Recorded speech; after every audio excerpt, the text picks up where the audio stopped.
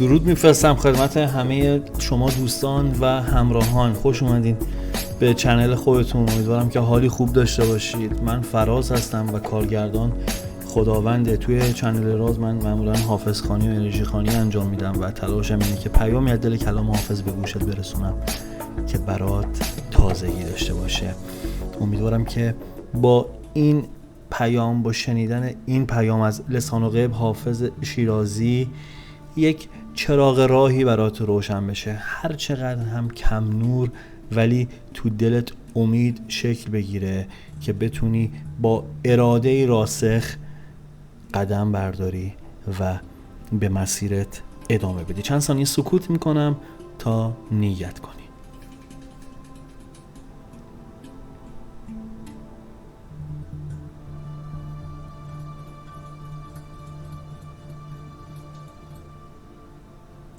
خب اگر آماده ای بریم سراغ غزل امروز تا ببینیم حافظ چجوری امروز میخواد ما رو راهنمایی کنه.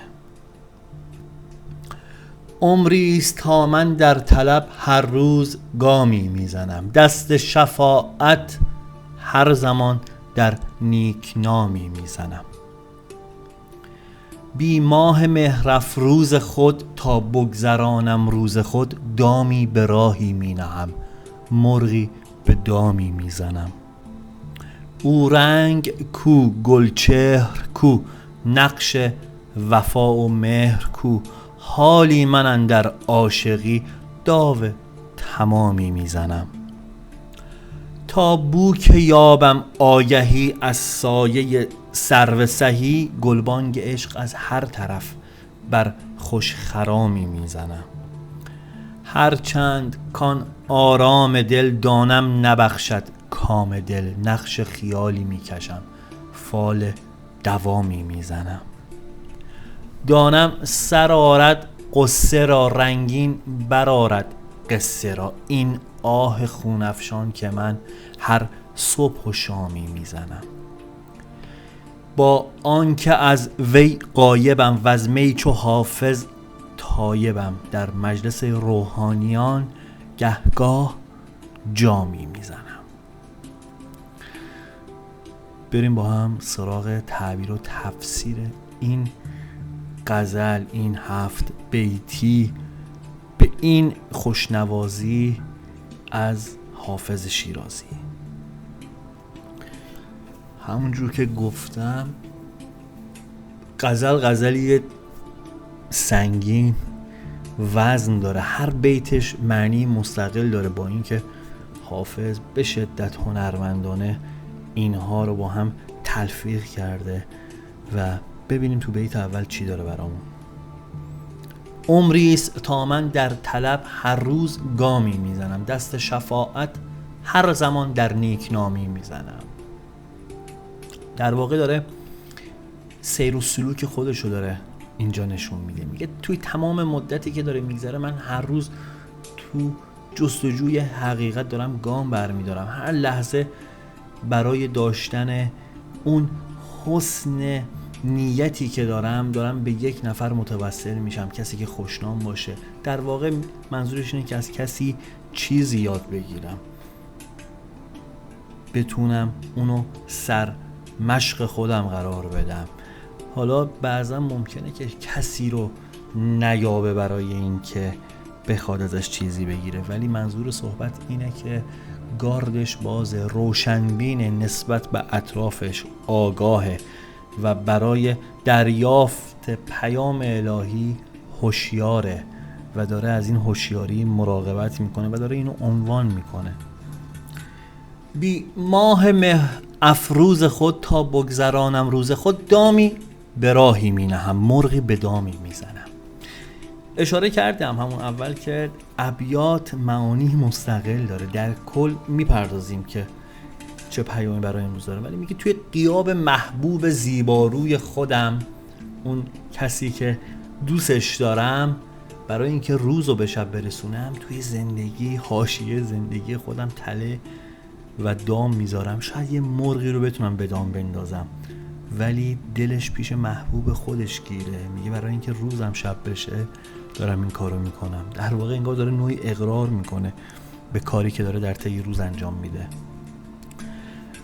توی بیت 4 که میگه تا بو که یابم آگهی از سایه سرو سهی، گلبانگ عشق از هر طرف بر خوشخرامی میزنم. میگه به امید این که پیدا کنم اون سرو خوشندامی که بخوام در پناهش آروم بگیرم، برای اینکه تا پیداش کنم دارم اطلاع رسانی میکنم. یعنی میگه با صدای بلند برای هر زیبارویی خوشخرامی میکنم، آواز عشق سر میدم تا شاید یه جایی قلابش گیر بکنه به یکی از همین دامهایی که مد نظرشه، تورشو پهن کرده در واقع.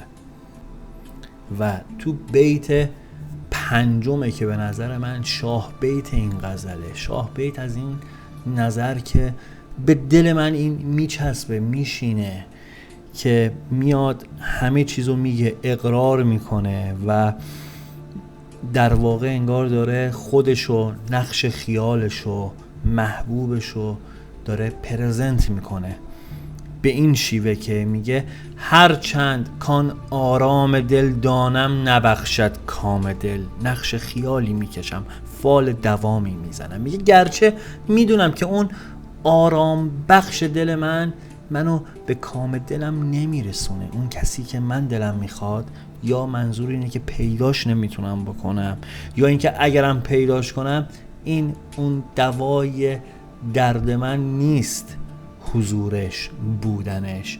میگه ولی با اون آرزویی که در سر دارم میپرورونم، تنها کاری که میکنم اینه که میام تفعول میزنم، شاید یک فال نیک برام رقم بخوره. دانم سرارت قصه را رنگین، برارت قصه را این آه خونفشان که من هر صبح و شام میزنم.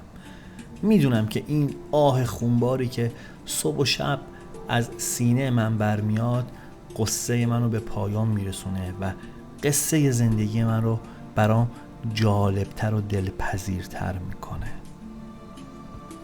و در بیت آخره که میگه با آنکه از وی غایبم و از می چو حافظ تایبم، در مجلس روحانیون گهگاه جامی میزنم. خیلی با ظرافت داره بیان میکنه. میگه مثل حافظ من، خودش حافظه، ولی میگه من مثل حافظ از شراب خوردن توبه کردم، ولی گهگاهی توی بزم اهل دل و عشق و صفا جامی از باده معرفت می نوشم. جالبه، حافظ میگه من خودم مثل حافظ، انگار یک نفر دیگه است،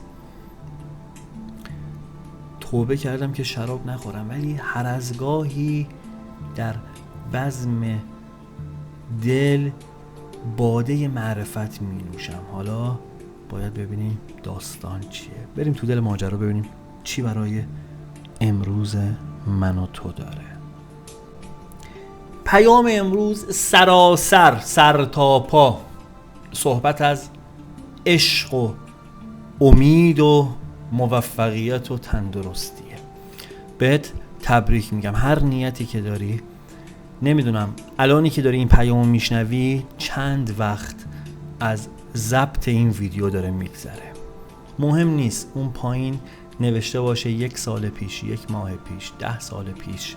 موضوع اینه که الانی که داری اینو میشنوی بدونی که مدت هاست در صدد انجام کار مهمی هستی و برای دست یافتن بهش تلاش داری میکنی. به نوعی چنینی که میگن طرف واسه این که به دست بیاره به هر تنابی دستاویز میکنه و چنگ میزنه و از بقیه تجربه میخواد. تو چنین شرایطی هستی. پیام میگه اگر چنین شرایط مشابه با چیزی که الان بهت گفتم و داری و میخوای به آرزوت برسی، یه کاری بکن. بر اثر ناملایماتی که برات پیش میاد ناامید نباش، از هیچ تلاشی دریغ نکن. همه ی راه ها رو میگه امتحان کن تا به اون نتیجه دلخواهت برسی. در واقع برای تویی داره اینو میگه که هدفی در سر داری ولی هر از گاهی ناامید میشی، هر از گاهی یک چالش به وجود میاد و تو میگی که ولش کن، بازی رو به هم بزنم، ادامه ندم. میخواد بگه که از مسیر منحرف نشو.